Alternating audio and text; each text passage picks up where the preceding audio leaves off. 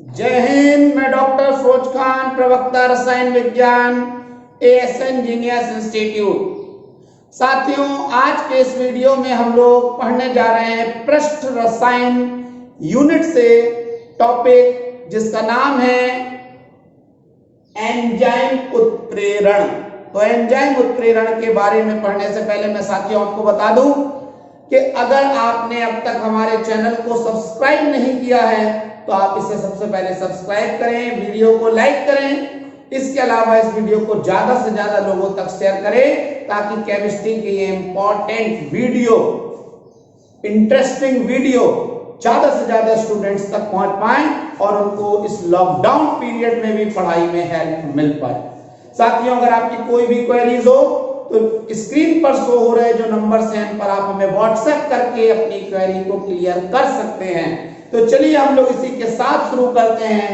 Enzyme उत्प्रेरण क्या होता है? तो हम लोग लिख रहे हैं इसके बारे में, नाइट्रोजन युक्त उच्च अणुभार वाले जटिल कार्बनिक यौगिकों को एंजाइम उत्प्रेरक कहते हैं।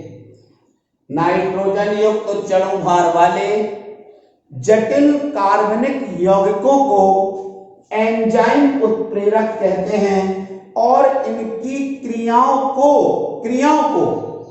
एंजाइम उत्प्रेरण कहते हैं। तो मैंने बताया नाइट्रोजन युक्त उच्च अणुभार वाले जटिल कार्बनिक यौगिकों को एंजाइम उत्प्रेरक कहते हैं और इनकी क्रियाओं को एंजाइम उत्प्रेरण कहते हैं।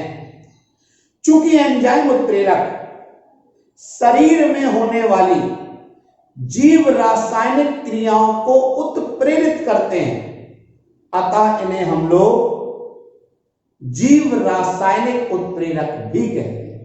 मैंने बोला कि चूंकि एंजाइम उत्प्रेरक शरीर में होने वाली जीव रासायनिक क्रियाओं को उत्प्रेरित करते हैं, जीव रासायनिक क्रियाओं को क्या करते हैं? उत्प्रेरित करते हैं, अतः इन्हें हम लोग जीव रासायनिक उत्प्रेरक भी कहते हैं। जीव रासायनिक उत्प्रेरक भी कहते हैं। तो अगर कोई पूछता है एंजाइम उत्प्रेरण क्या है, तो नाइट्रोजन युक्त उच्च अणुभार वाले जटिल कार्बनिक यौगिकों को एंजाइम उत्प्रेरक कहते हैं और इनकी क्रियाओं को एंजाइम उत्प्रेरण कहते हैं। हमने बताया एंजाइम उत्प्रेरक शरीर में होने वाली जीव रासायनिक क्रियाओं को उत्प्रेरित करते हैं, अतः इन्हें जीव रासायनिक उत्प्रेरक के नाम से भी जाना जाता है। तो एंजाइम उत्प्रेरक का दूसरा नाम क्या हुआ? जीव रासायनिक उत्प्रेरक।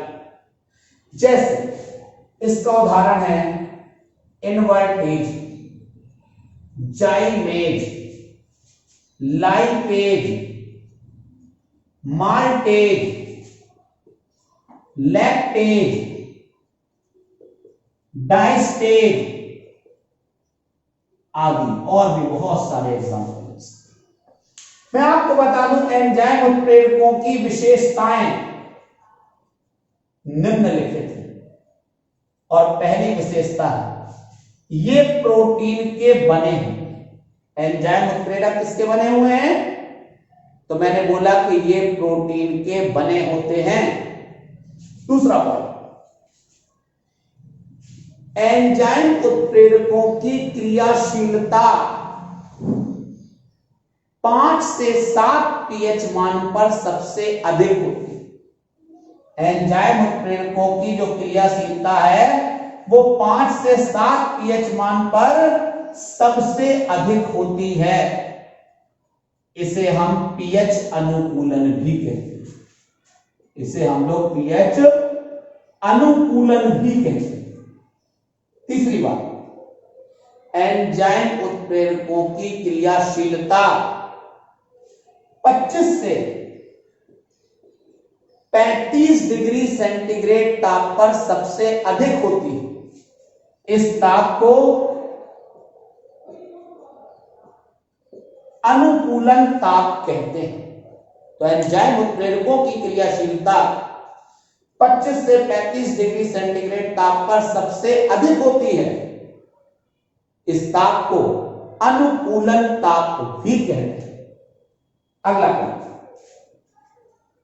अगले पॉइंट में हम लिखेंगे कुछ पदार्थ एंजाइम उत्प्रेरकों की क्रियाशीलता को बढ़ा देते हैं।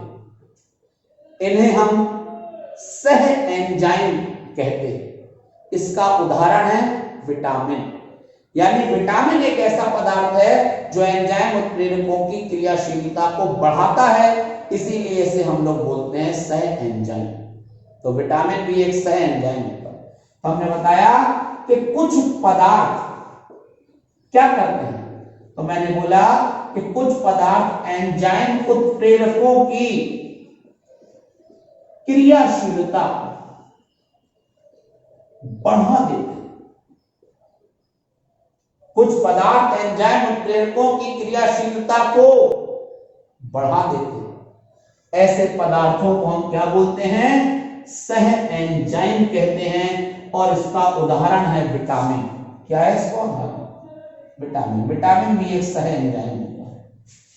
और अगला काम, कुछ पदार्थ एंजाइम उत्प्रेरकों की क्रियाशीलता को नष्ट कर देते हैं। इन्हें हम उत्प्रेरक विष कहते हैं। ये उत्प्रेरक विष कहला रहे हैं। तो मैंने बताया कि कुछ पदार्थ एंजाइम उत्प्रेरकों की क्रियाशीलता नष्ट कर देते हैं। नष्ट कर देते हैं, इन्हें हम लोग क्या कहते हैं? इन्हें हम लोग उत्प्रेरक विष कहते हैं। क्या बोलते हैं हम लोग? उत्प्रेरक विष। अगला पॉइंट, एंजाइम उत्प्रेरक की क्रियाएं कोलाइडल अवस्था में संपन्न हो। कौन सी अवस्था में? कोलाइडल अवस्था। तो हमने क्या बताया, विशेषताएं क्या, एक बार फिर से देखते हैं। ये प्रोटीन के बने होते हैं। दूसरा पॉइंट, एंजाइम उत्प्रेरकों की क्रियाशीलता 5 से 7 पीएच मान पर सबसे अधिक होती है। इसे पीएच अनुकूलन कहते हैं। एंजाइम उत्प्रेरकों की क्रियाशीलता 25 से 35 डिग्री सेंटीग्रेड ताप पर सबसे अधिक होती है। इस ताप को अनुकूलन ताप कहते हैं। कुछ पदार्थ एंजाइम उत्प्रेरकों की क्रियाशीलता को बढ़ा देते हैं। ऐसे पदार्थों को सह एंजाइम कहते हैं। और सह एंजाइम का बढ़िया एग्जाम्पल है विटामिन। अगला पॉइंट, कुछ पदार्थ एंजाइम उत्प्रेरकों की क्रियाशीलता को समाप्त कर देते हैं, नष्ट कर देते हैं। इन पदार्थों को उत्प्रेरक विष कहते हैं। अगला पॉइंट, एंजाइम उत्प्रेरक विशिष्ट होते हैं। जो एंजाइम उत्प्रेरक हैं वो विशिष्ट होते हैं, अर्थात एक उत्प्रेरक एक ही रासायनिक क्रिया को उत्प्रेरित करता है। तो जो एंजाइम उत्प्रेरक हैं वो विशिष्ट होते हैं, अर्थात एक उत्प्रेरक केवल एक ही रासायनिक क्रिया को उत्प्रेरित करता है। मतलब एक एंजाइम उत्प्रेरक जिस रासायनिक क्रिया को उत्प्रेरित करेगा वो कभी दूसरे रासायनिक क्रिया को उत्प्रेरित नहीं कर पाएगा। इसीलिए कहा जा रहा है एंजाइम उत्प्रेरक विशिष्ट होते हैं। जैसे जब हम लोग सुक्रोज का प्रतीपन कराते हैं, सुक्रोज का प्रतीपन कैसे होता है? C12H22O11 का जब जलम घटन आप कराएंगे तो ये जो क्रिया होती है ये इनवर्टेज एंजाइम की उपस्थिति में हो। इस काम को कौन सा एंजाइम कर रहा है? इनवर्टेज। और यहां बनता है C6H12O6 प्लस C6H12O6। एक अणु होता है इसमें से ग्लूकोज और दूसरा अणु होता है इसमें से फ्रक्टोज। अगर हम ध्यान से देखें तो दोनों का सूत्र तो एक ही है, लेकिन दोनों की अंदर की संरचनाएं अलग अलग। ग्लूकोज की संरचना अलग है, फ्रक्टोज की संरचना अलग है, लेकिन ऊपर से दोनों के सूत्र एक जैसे दिख रहे हैं। तो आपने देखा सुक्रोज के जो प्रतिपन की क्रिया होती है, प्रतिपन, उसमें कौन सा एंजाइम कार्य करता है? वो होता है इनवर्टेज। इसी प्रकार से जब हम लोग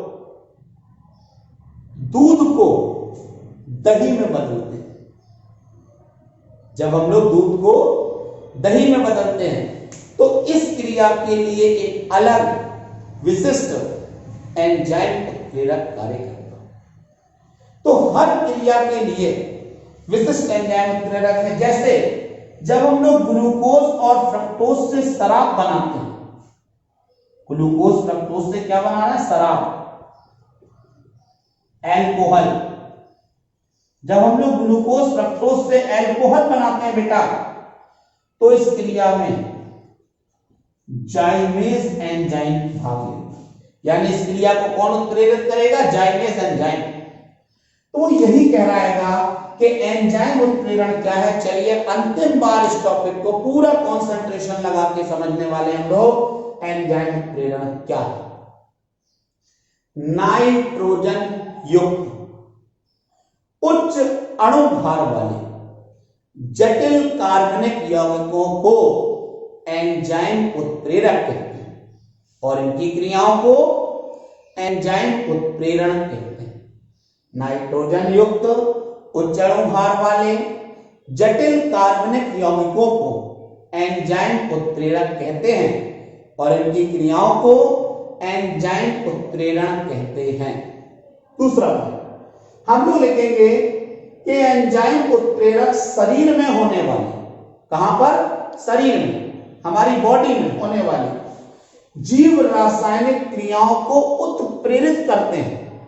अतः एंजाइम उत्प्रेरकों को हम लोग जीव रासायनिक उत्प्रेरक भी कहते हैं। तो अगर कोई आपसे कह दे कि बताओ एंजाइम उत्प्रेरक को जीव रासायनिक उत्प्रेरक के नाम से क्यों जाना जाता है, तो आप मुझे से बताइए कि एंजाइम उत्प्रेरक शरीर में होने वाली जीव रासायनिक क्रियाओं को उत्प्रेरित करते हैं, अतः हम लोग इन्हें जीव रासायनिक उत्प्रेरक भी कहते हैं। जैसे invertase, जाइमेज, lipase, maltase, lactase, diastase, बहुत सारे ऐसे एग्जाम्पल। एंजाइम उत्प्रेरकों की विशेषताएं निम्नलिखित है। नंबर 1, ये प्रोटीन के बने हैं, जितने भी एंजाइम उत्प्रेरक हैं वो सब प्रोटीन के बने। दूसरी बात, एंजाइम उत्प्रेरकों की क्रियाशीलता 5 से 7 pH पर सबसे अधिक होती है, इसे pH अनुकूलन कहते हैं। अगला पॉइंट, एंजाइम उत्प्रेरकों की क्रियाशीलता 25 से 35 डिग्री सेंटीग्रेड ताप पर सबसे अधिक होती है, इस ताप को हम अनुकूलन ताप कहते हैं। अगला पॉइंट, कुछ पदार्थ एंजाइम उत्प्रेरकों की क्रियाशीलता को बढ़ा देते हैं, ऐसे पदार्थों को हम सह एंजाइम कहते हैं और सह एंजाइम का एग्जाम्पल होता है विटामिन। अगला पॉइंट है, कुछ पदार्थ एंजाइम उत्प्रेरकों की क्रियाशीलता को नष्ट कर देते हैं, ऐसे पदार्थों को हम उत्प्रेरक विष कहते हैं। अगला पॉइंट, एंजाइम उत्प्रेरक विशिष्ट होते हैं, अर्थात एक एंजाइम उत्प्रेरक केवल एक ही रासायनिक क्रिया को उत्प्रेरित करता है, यानी एक एंजाइम उत्प्रेरक एक से ज्यादा रासायनिक क्रियाओं को कभी भी उत्प्रेरित नहीं कर पाता। जैसे सुक्रोज के जब हम प्रतिपन की क्रिया कराएंगे तो इसमें इनवर्टेज एंजाइम इस क्रिया को उत्प्रेरित करेगा। इसी प्रकार से अगर हम लोग ग्लूकोज फ्रक्टोज से शराब बनाएंगे, अल्कोहल बनाएंगे, तो इसमें जाइमेज एंजाइम ही इस क्रिया को उत्प्रेरित करेगा। अगर हम दूध को दही में बदलेंगे तो इसके लिए एक विशिष्ट एंजाइम उत्प्रेरक ही इसे उत्प्रेरित करेगा। तो कुल मिलाकर आपने देखा एंजाइम उत्प्रेरक के बारे में। तो ये टॉपिक आपको क्लियर है ना? तो साथियों, सबसे पहले तो आपको ये टॉपिक अच्छा लगा होगा, आप लोग इसे लाइक जरूर करें। आज की क्लास में स्टॉप करते हैं। जय हिंद, जय भारत।